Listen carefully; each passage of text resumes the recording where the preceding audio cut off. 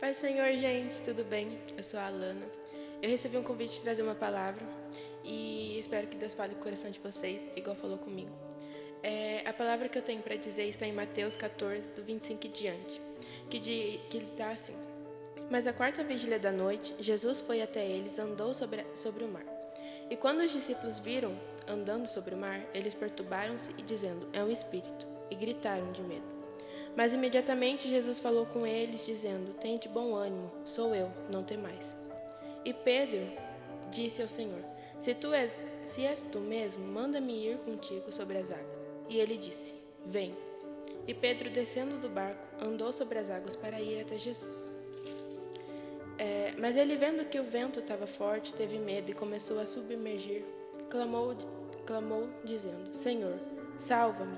E imediatamente Jesus, estendendo a sua mão, segurou e disse, ó pequena fé, por que tu duvidaste? E quando entraram no barco, o vento cessou. Então, o que eu queria falar é sobre os discípulos que ficaram observando Pedro. Pedro teve um ato de fé e foi até Jesus e falou assim, Senhor, se for tu mesmo, faça que eu vá até você. E os discípulos ficaram só observando. E eu faço uma pergunta, está sendo os discípulos ou Pedro? Porque muitas das vezes a gente está reclamando, por que eu não sinto a presença de Deus?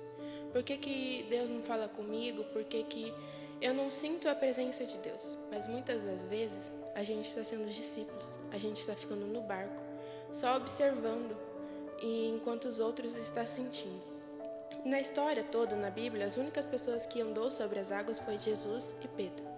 Então Pedro foi a única pessoa que teve a experiência com Jesus de andar sobre as águas.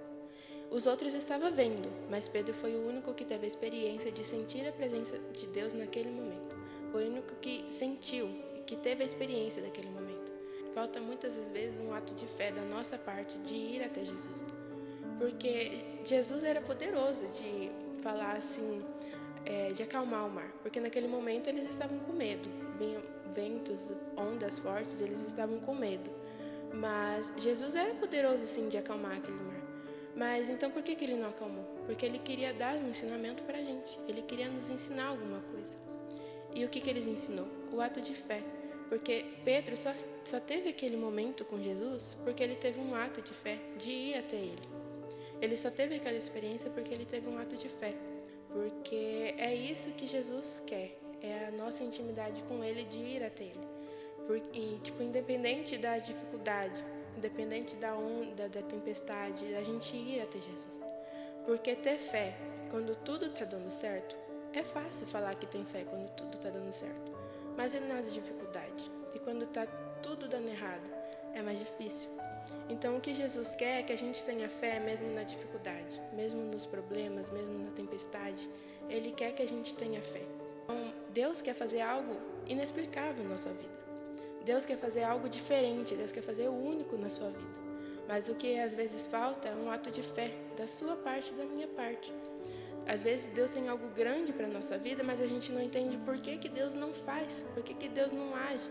Mas não é Deus, é a gente que tem que ir até Jesus, a gente que tem que ir até Ele. E mesmo na dificuldade, mesmo no problema, a gente precisa então sempre ter fé e manter firme na palavra de Jesus e confiar nele. Que as demais coisas ele vai cuidar, mas o que não pode faltar é fé. Fé é algo assim que não pode faltar mesmo. Então, o que eu desejo é que a nossa fé seja fortalecida cada vez mais. Mas isso só depende da gente. Isso só depende da gente para fortalecer a nossa fé. Ninguém mais pode fortalecer a nossa fé, a não ser a gente criando intimidade com Jesus. Orando, jejuando, lendo a Bíblia, sempre tendo fé. E sempre acreditando que mesmo nas dificuldades, mesmo nos problemas, Ele pode nos ajudar. Porque Ele é o único que pode nos ajudar. Ele é o único que pode nos curar, nos libertar. Independente da sua dificuldade, Ele é o único que pode nos ajudar.